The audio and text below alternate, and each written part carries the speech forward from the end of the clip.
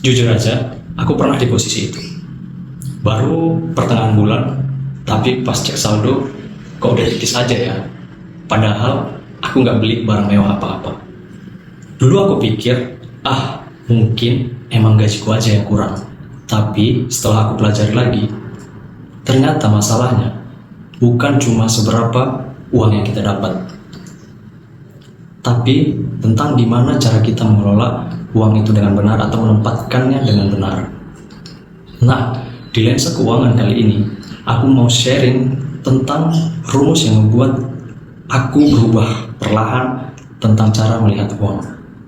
Nama rumusnya adalah 50-30-20. Rumus ini nggak kaku, jadi ini cuma panduan buat kita supaya nggak pusing di akhir bulan.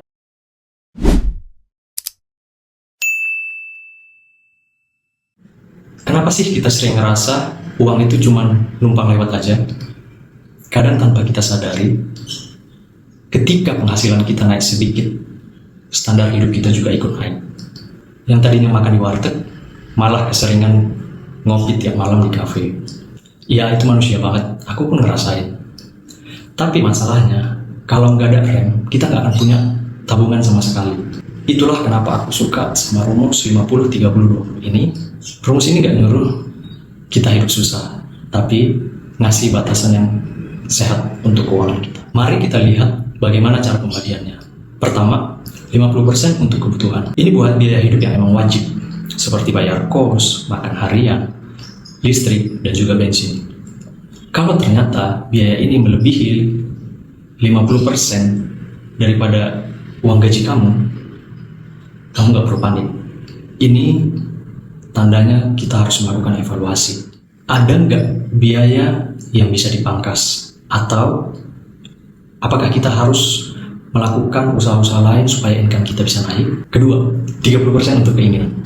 Kita boleh kok jajan, nonton, atau jalan-jalan. Aku juga nggak setuju kalau kita itu harus kerja terus-menerus tanpa hiburan. Yang ada merusak pikiran kita ya. Syaratnya cuma satu.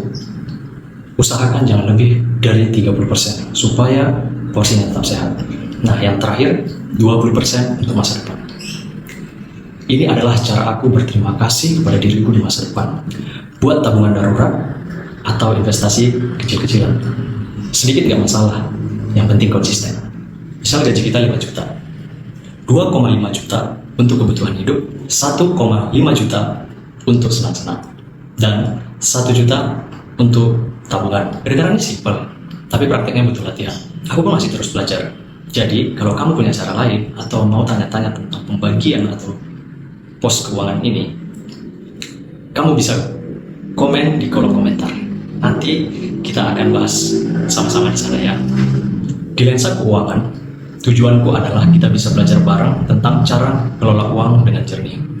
Kalau video ini bermanfaat, kamu bisa klik tombol subscribe dan tonton video-video aku yang selanjutnya. Mari fokus ke masa depan, kita temukan cara mengelola keuangan dengan lebih jernih. Terima kasih.